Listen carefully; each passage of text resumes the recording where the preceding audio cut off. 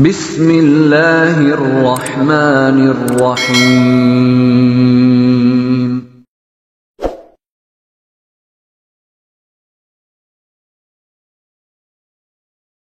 A'udzubillahi minasyaitonirrajim. Bismillahirrahmanirrahim. Assalamualaikum warahmatullahi wabarakatuh. Alhamdulillahirabbil alamin. Wassalatu wassalamu ala sayyidinal karim Muhammadin wa ala alihi wa ashabihil mujahidina tohirin amma ba'du. Bersyukur kita kepada Allah dengan kita mengucapkan alhamdulillah. Segala puji bagi Allah yang telah memberikan kita banyak kenikmatan.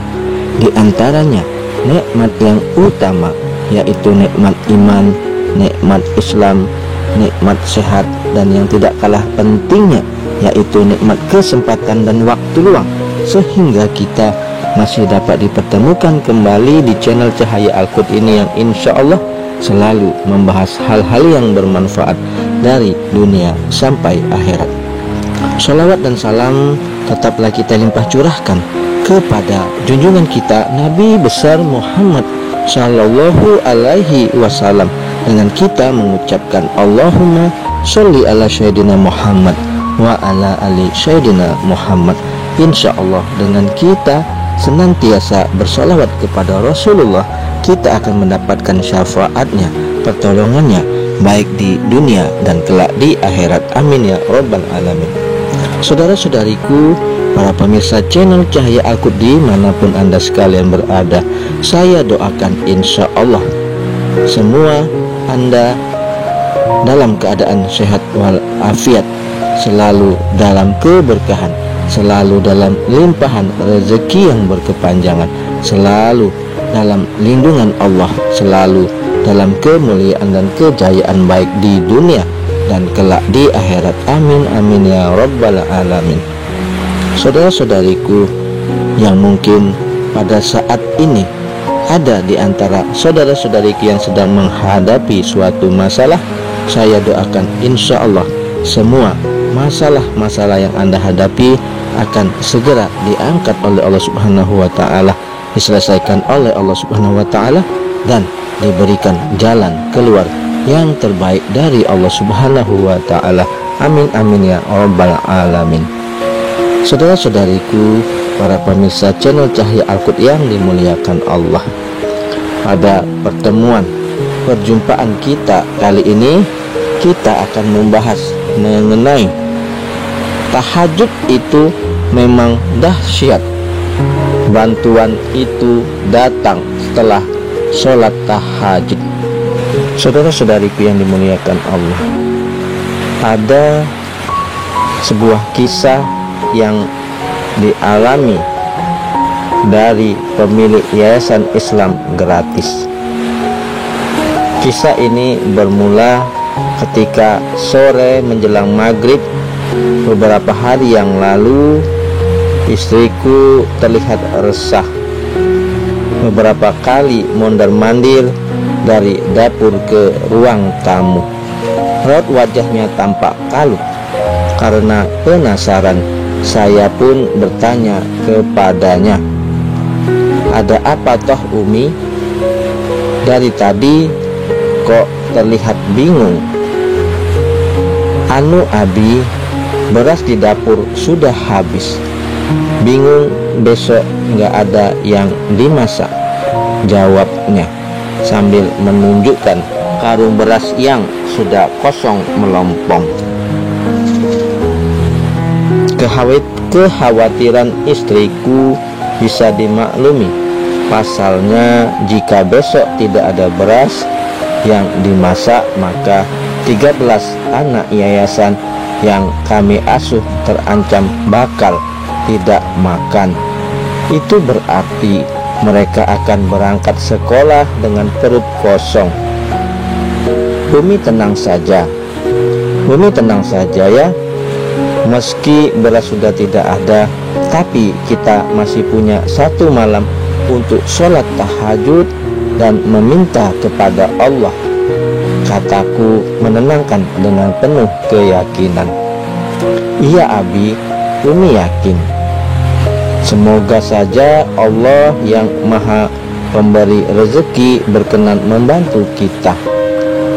Harapnya meski kekalutan masih tergambar di wajahnya. Malam harinya pukul 2.30 dini hari saya dan istri bangun. Sekitar 10 menit berwudu dan memakai pakaian sholat. Setelah itu membangunkan anak-anak yang sedang tidur pulas. Cukup sulit juga membuat mata mereka melek. Meski sudah dipukul pelan-pelan dengan sajadah dan kata-kata sholatul lail, ayo sholat malam, berulang kali, tetap saja mereka tidak bangun-bangun. Parahnya lagi, bila ada yang sudah bangun, tak jarang yang tidur lagi. Cukup lama memang agar mau membuka mata mereka melek dan langsung mengambil air wudhu. Mungkin karena masih kecil-kecil jadi sulit dibangunkan. Tapi setelah sekitar 15 menit dan beberapa kali dibangunkan, akhirnya mereka pun semua bangun. Sembari menunggu mereka siap-siap, saya dan istri sholat lebih dulu. Biasanya mereka akan menyusul sholat. Dalam suasana syahdu di sepertiga malam itu, saya pun berdoa dan memohon kepada Allah Subhanahu wa Ta'ala. Kedua tangan ku tengadahkan ke langit. Istri dan anak-anak mengamini meski dengan mata meremelek menahan kantuk. Ya Allah, Engkau maha kaya, berilah rezeki yang halal dan berkah untuk kami ya Allah.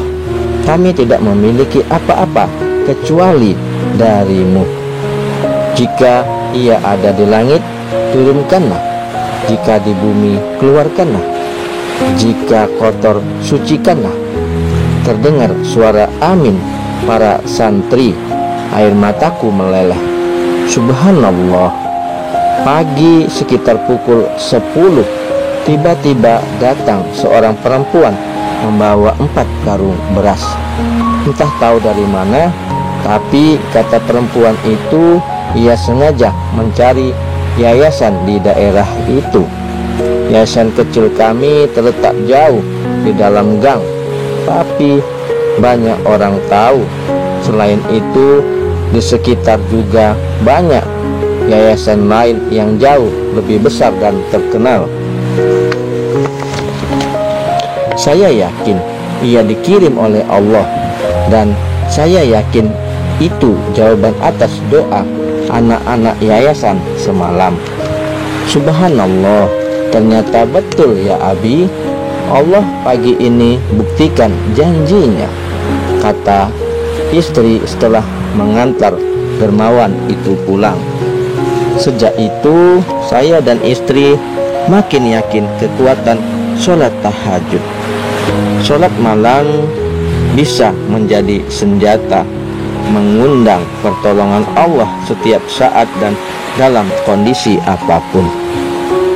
Sejak saat itu pula, saya dan istri seluruh penghuni yayasan melakukan sholat tahajud tiap malam. Dan ternyata hingga kini Allah selalu mencukupi kebutuhan kami. Kami tidak pernah kelaparan. Pertolongan seperti itu juga sering kami alami. Pernah suatu saat tiba-tiba seseorang datang jauh-jauh. Kata lelaki yang memiliki salon, pria yang datang dari jauh itu, ia bermimpi disuruh untuk memberikan sedekah ke sebuah yayasan di daerah tersebut. Ciri-ciri yayasan itu katanya kecil dan ustadz pemangkunya berbadan kurus, maka dicarilah yayasan yang dimaksud dalam mimpinya itu. Tapi sudah dicari-cari tak jua ketemu. Ketika menemui yayasan kami, yakinlah orang tersebut jika yayasan itu yang ada di dalam mimpinya. Iya, ini pesantrennya yang ada dalam mimpi saya, katanya. Meski berkali-kali saya pertanyakan, jangan-jangan bukan yayasan ini yang dimaksud, tetapi ia tetap bergeming. Ia pun memberi uang 2 juta rupiah. Tidak hanya itu, pernah juga ada kejadian serupa. Ceritanya ada seseorang nyasar yang ingin memberikan bantuan. Ia sebenarnya ingin memberi sedekah ke yayasan lain, tapi entah kenapa ia justru datang ke yayasan kami. Saya pun menjelaskan jika yayasan ini bukan yang ia maksud dan memintanya agar menyalurkan sedekahnya ke yayasan semula. Tapi meski sudah berkali-kali dibujuk, ia tetap saja bersikukuh. Sudah, sedekah ini saya berikan untuk yayasan ini saja, papar pria itu. Karena tak bisa menolak lagi, sedekahnya pun kami terima. Dalam hati saya berucap dengan sedikit bergurau, ternyata malaikat pintar juga ya mengalihkan orang yang berbuat baik. Saya sendiri sudah beberapa tahun menjadi pengasuh yayasan Islam.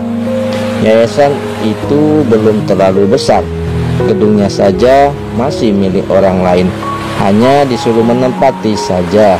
Ada 13 anak yang masih sekolah dari bangku SD hingga SMA.